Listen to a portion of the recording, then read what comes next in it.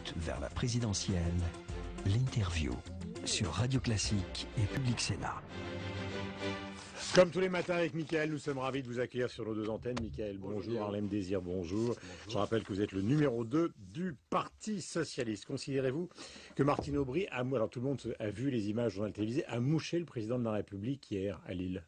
Oui, et surtout, elle l'a amené à désavouer le président de l'Assemblée nationale, Bernard Accoyer, qui vraiment a manqué totalement à sa fonction et a manqué de dignité dans cette espèce de diatribe contre l'idée même de l'alternance. Alors ces images sont très commentées, mais alors, on a vu avec Mickaël ce matin dans la presse, et on va développer tout ça et puis revenir sur la situation politique, que maintenant il y a beaucoup de gens qui disent finalement si ça avait été Martine Aubry, la candidate du PS, au moins Hollande ne se ferait pas trimballer comme c'est le cas depuis un certain nombre de temps. Est-ce que vous qui avez soutenu Martine Aubry, c'est un sentiment que vous partagez? Non, je crois qu'elle est combative, totalement engagée derrière François Hollande, et qu'il a besoin que tous les responsables du Parti socialiste soient aujourd'hui à ses côtés. La question, c'est est-ce que vous avez des regrets, vous, que ce ne soit pas elle, finalement? Il y a eu une primaire. Et l'objet même en dehors de la primaire, est-ce que vous avez des regrets? Il n'y a aucun regret à avoir. L'objet de la primaire, c'était de se rassembler derrière celui ou celle qui serait choisi, non seulement par les socialistes, mais par tous ceux qui, citoyens, engagés, souhaitant l'alternance, allaient s'engouffrer dans cette nouvelle brèche démocratique. Ils ont été près de 3 millions. Et aujourd'hui, personne n'a d'état d'âme, pas plus Martine Aubry que quiconque. Nous sommes en campagne pour une alternance, pour une réussite de la gauche derrière François Hollande. Quelqu'un sort gagnant ou pas? Pardon? De ce face-à-face, quelqu'un sort gagnant vraiment ou pas? Alors que le climat de la campagne se détériore? Je crois en tout cas que, moi je voudrais appeler la droite à donner plus de dignité au débat. Je les mets en garde. Il n'y a que Marine Le Pen qui peut profiter de cette espèce de pourrissement du débat politique auquel se livre actuellement l'UMP, qui dégrade nos institutions. Transformer le président de l'Assemblée nationale en espèce de roquet, de sniper. Les ministres du gouvernement, mais les ministres du gouvernement qui sont un club d'aboyeurs aujourd'hui. Vous avez des snipers on en est aussi au Parti socialiste. Non, je crois que et François Hollande nous l'a demandé. Nous veillons au contraire à ce que le débat porte sur le fond, sur les propositions, sur les idées. Il faut qu'il y ait un vrai choix au mois de mai, et c'est cela l'objet de la campagne présidentielle. Nous sommes très attentifs avec Mickaël Harlem Désir. Vous dites transformer le président de l'Assemblée nationale, mais qui le transforme? Je reviens à la charge. Mais vous savez qu'il y a cette espèce de cabinet noir là, de cellule riposte animée par Monsieur Hortefeux, dont Monsieur Copé nous a dit que l'objectif c'était qu'elle passe à la tronçonneuse l'opposition, toutes les idées qui pouvaient surgir dans le débat. Ils sont tous manipulés avec des éléments de langage qui ressortent, c'est ça? Non, je crois qu'en réalité la droite est en panique. Cela vient d'être expliqué d'ailleurs par Guillaume Tabar, c'est-à-dire qu'elle constate le rejet du président de la République, que malgré les annonces plus mirobolantes les unes que les autres en fin de mandat, il n'arrive pas à retrouver la confiance des Français. Au premier tour, ça se resserre. Oui, mais enfin, ils pensent pouvoir échapper à leur bilan, ils pensent pouvoir échapper à un vrai débat sur l'échec que représente ce quinquennat de Nicolas Sarkozy, en lançant des petites phrases, des attaques basses, des attaques contre les personnes. Nous ne tomberons pas dans cette boue, nous redonnerons de la dignité au débat, mais je les mets en garde, car à embrouiller le débat de cette façon, à pourrir le climat, ils font le jeu de Marine Le Pen. Mickaël Zamès, question. Et pourtant, ce matin, à la une de Libération, il y a du programme, il y a du fond. Nicolas Sarkozy qui mettrait dans son programme le mariage gay. Est-ce qu'il vous coupe l'herbe sous le pied? D'abord, ce que dit Libération, c'est que Nicolas Sarkozy défendrait une forme d'union civile, c'est-à-dire qu'il découvre le Pacs avec 10 ans de retard, mais qu'il ne défendrait pas l'égalité absolue entre les couples de même sexe et les couples hétérosexuels. Ce ne serait pas. Et il maintiendrait une forme de discrimination. Ce ne serait pas l'égalité dans l'accès au mariage et à l'adoption. Et donc, je crois qu'il y a beaucoup de bruit pour rien, c'est-à-dire beaucoup de communication pour en réalité peu d'égalité. Dans le sondage qu'on a commenté et que vous avez écouté il y a quelques instants, le Radio Classique Les Échos Opinionway, il y a quand même deux choses. Il y a une première chose qui est dans ce sondage et l'autre qui est dans le sondage de l'IFOP.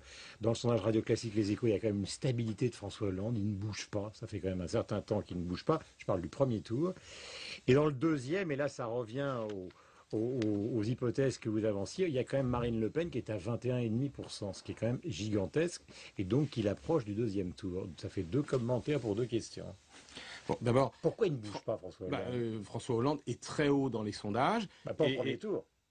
Il est en tête dans les sondages que vous mentionnez. Bon, moi je me méfie des sondages. Ce qui compte, c'est le vote des Français. Et on a été assez instruits par les campagnes précédentes pour savoir qu'il ne faut pas confondre des intentions de vote 3 mois avant le vote et le vote. Mais je crois qu'aujourd'hui, il y a une attente de changement, une volonté non seulement de sanctionner l'homme de l'échec, qui est Nicolas Sarkozy, qui envoie de giscardisation, comme Giscard à la fin de son mandat. C'est un mandat de chômage, un mandat de crise, un mandat d'affaires, et je crois que ce sera le président d'un seul mandat. Mais il faut que cette volonté de changement s'incarne dans l'homme de l'espoir qu'est François Hollande dans cette élection. Il est stabilisé en tête dans les intentions de vote. Il ne bouge pas, il est en tête, donc je ne vois pas pourquoi on s'en plaindrait, mais nous voulons transformer ces intentions en adhésion, en vote, et c'est pourquoi François Hollande, vous le savez, trace son sillon, il reste maître du temps, il développe ses propositions, il donne du sens à ce dialogue qu'il a engagé avec les Français pour que le changement soit un changement sur la justice sociale, sur le redressement économique, sur la préparation de l'avenir. Je reviens à ma question et après Mickaël va enchaîner. Il y a deux visions qui permettraient d'envisager cette stabilité. Il y a une première vision qui est que de toute façon, depuis le début de la campagne, il a dit que ça ne commencerait pas avant le début du mois de février, sérieusement à cause de l'engagement tardif du président de la République.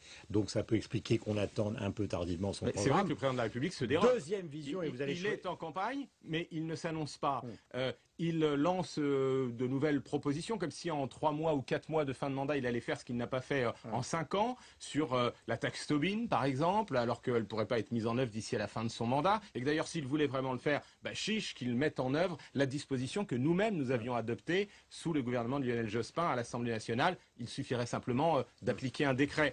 Et la TVA sociale, c'est en vérité un nouveau cadeau au patronat. C'est une TVA scandale, c'est une TVA immorale. Matraquer le pouvoir d'achat des Français alors qu'on maintient l'allègement de l'impôt sur la fortune d'1,8 milliard. Comment est-ce qu'on peut faire croire que c'est redresser la compétitivité du pays ? La compétitivité du pays, elle n'a cessé de se dégrader depuis que Nicolas Sarkozy est là. Et d'ailleurs, nous avons 75 milliards de déficit du commerce extérieur. On n'a pas le temps de faire le débat sur la TVA sociale. Non, mais donc, le président de la République se dérobe. Et c'est vrai que par ailleurs, il y a un certain nombre de digues qui ont été levées. On voit M. Guéant qui passe son temps à courir après l'extrême droite. Moi, je suis très inquiet de l'influence de personnalités qui viennent du Front National, comme M. Pelletier ou M. Buisson, dans l'entourage du président de la République. Et tout ça ouvre les vannes à un vote pour Marine Le Pen. D'abord, je voudrais mettre en garde... Buisson, il a écrit dans Minute, mais il n'a jamais été membre du Front National. Oui, enfin, il était directeur de Minute. Il n'a jamais été membre du Front National. Quant à M. Pelletier, il était membre du Front National. Il vient d'être nommé secrétaire national de l'UMP. Arlène Désir, parce que vous parlez de Marine Le Pen, on la voit très haute dans les sondages, que ce soit l'IFOP, CSA ou... 17 ou 21,5. Ou pour Opinionway. Est-ce que cet électorat aujourd'hui vous pose un problème? Est-ce qu'il faut vous adresser en urgence à l'électorat populaire qui a décidé d'aller vers Marine Le Pen? Évidemment, nous nous adressons à l'électorat populaire pour dire d'abord que, le programme déjà perdu, que le programme du Front National est une supercherie sur le plan économique, que derrière toutes ces annonces totalement insensées qui seraient un véritable suicide économique pour la France, qui serait son isolement, qui serait une dégradation du pouvoir d'achat des Français, il y a en vérité toujours le même programme qui, au nom de la préférence nationale, est en fait un programme de discrimination raciste, de haine, de coupure des Français les uns contre les autres. Donc, du vote Front National. Donc nous disons à cet électorat populaire que Marine Le Pen ne s'intéresse pas à son bulletin de paie, mais uniquement à son bulletin de vote, qu'elle n'est en rien une solution aux questions qu'ils se posent, c'est-à-dire ceux de leur emploi, ceux de leur pouvoir d'achat, ceux de leur logement, et que le seul candidat de l'espoir qui apportera des réponses en termes de justice sociale, en termes d'avenir pour leurs enfants, en termes d'emploi pour eux-mêmes, en termes de redressement industriel, c'est François Hollande. Le 22, c'est toujours prévu qu'il présente sa plateforme personnelle. Le 22, ce sera un grand discours à la nation, sa vision de la France, et d'ici à la fin du mois, effectivement, il y aura la présentation de la plateforme présidentielle, dont beaucoup de mesures, vous le savez, seront inspiré du projet socialiste, mais en tenant compte des priorités qu'il a déjà annoncées, la jeunesse, le contrat de génération, l'éducation, le redressement industriel. Arlène Désir, vous avez quand même une certaine expérience. Vous savez que si le 22, il répète ce qu'il nous raconte depuis maintenant 6 mois, les gens vont forcément être déçus. C'est-à-dire si effectivement, il y a le contrat de génération, les propositions qu'il a reprises sur le nucléaire, cette priorité, bon, c'est une musique qu'on entend. Quand on annonce un programme le 22, je pense que les électeurs socialistes... Non, François Hollande n'a pas annoncé le programme le 22.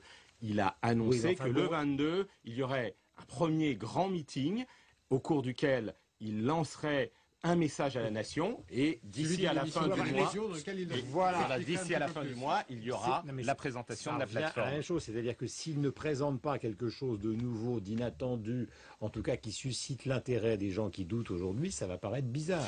Mais il n'y aura pas 25 manières de représenter ce qu'il a déjà présenté, par exemple, vœux aux militants socialistes à Tulle la semaine dernière. C'est la même chose. ce sera forcément une étape supplémentaire. Vous avez raison. Il y a une méthode, François Hollande. Elle est faite de maîtrise du temps. Et elle s'inspire d'un illustre prédécesseur, du fait de tracer son sillon dans un dialogue avec les Français. Il sillonne le pays depuis des mois. Il est à l'écoute. Il est aussi à l'écoute des forces sociales. Il a rencontré les syndicats. Elle est faite aussi de crédibilité. Chaque proposition doit être adossée à un financement, à une possibilité d'être mise en œuvre. Donc elle est faite de choix et puis elle est faite de volonté, de détermination. Il y a déjà des priorités qui ont été annoncées. Et effectivement, dans les jours qui viennent, vous aurez la plateforme présidentielle. François Hollande est parfaite depuis le début. Il n'y a pas de couac de campagne, il n'y a pas de problème au sein de ses équipes, notamment avec Manuel Valls ou Pierre Moscovici. Il n'y a pas de problème. Mais ce qui compte, c'est ce que dit François Hollande lui-même. Nous le soutenons.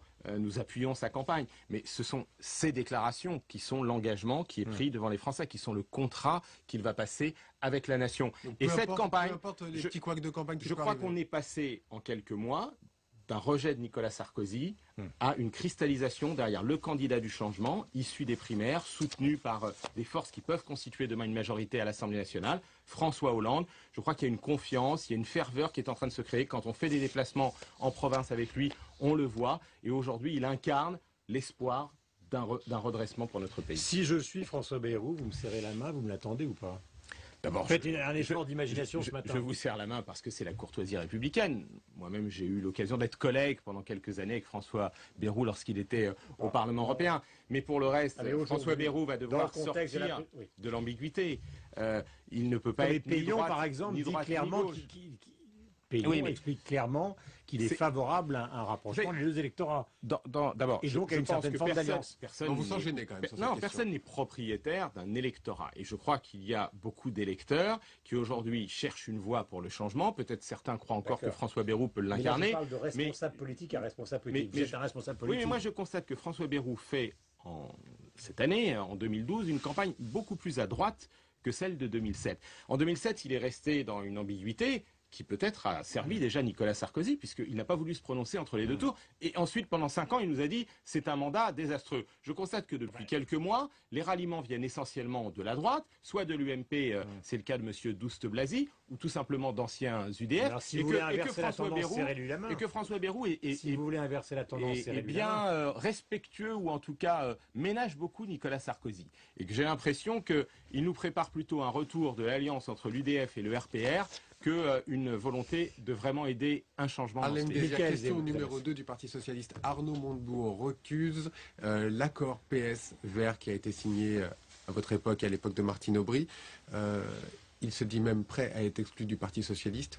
Qu'est-ce que vous en pensez? Bon, d'abord, il n'y a aucune raison et aucun risque qu'Arnaud Montebourg soit exclu du Parti Socialiste. Et je crois qu'il y a une difficulté dans une circonscription qu'il faut examiner. Et moi, je voudrais d'abord saluer un geste très courageux qu'a fait Arnaud Montebourg, comme d'autres de nos élus, c'est de décider de se mettre lui-même en conformité avec le principe de non-cumul des mandats, alors qu'il n'y était pas obligé. Et Arnaud Montebourg a décidé de privilégier son mandat local et de ne pas se représenter à l'Assemblée nationale. Un accord sur un coin de table. Non, et donc je peux comprendre que dans son département, il considère qu'à partir de là, il ne faut pas affaiblir l'implantation législative du Parti Socialiste. Donc il y a une situation qu'il faudra examiner. Non, il n'y aura pas de difficulté. Il y aura d'une part un accord respecté avec les écologistes, et d'autre part, s'il y a encore des situations locales qui doivent être examinées, un examen de ces situations. Est-ce que Eva Joly est une alliée pitoyable? C'est une alliée, il faut la respecter. Là encore, il faut se méfier des sondages. Je crois que l'électorat écologiste existe et qu'en tout cas, nous voulons une alliance. Nous voulons une alliance des écologistes, des socialistes et de l'ensemble de la gauche pour une nouvelle majorité dans ce pays. Mais à quoi donc, ça a pour servi nous, les de leur écologistes donner 30 circonscriptions quasiment gagnées à l'avance alors qu'elle ne fait même pas 3%? D'abord, il n'y a jamais de circonscription gagnée à l'avance. Ensuite, il y a 60 circonscriptions dans lesquelles il y aura des candidats écologistes soutenus par des socialistes dès le premier tour. Et effectivement, je crois que la sensibilité écologiste doit être représentée demain dans une majorité à l'Assemblée nationale. Nous voulons une gauche dont le Parti socialiste soit la force centrale, parce que c'est la force qui lui donne la crédibilité, mais nous n'avons pas de vocation hégémonique et nous voulons respecter le pluralisme des opinions à gauche. Harlem Désir était ce matin l'invité de Radio Classique et donc de Public Sénat. Merci Mickaël. On se retrouve évidemment la semaine prochaine. Bonne journée à vous. Merci, bonne journée.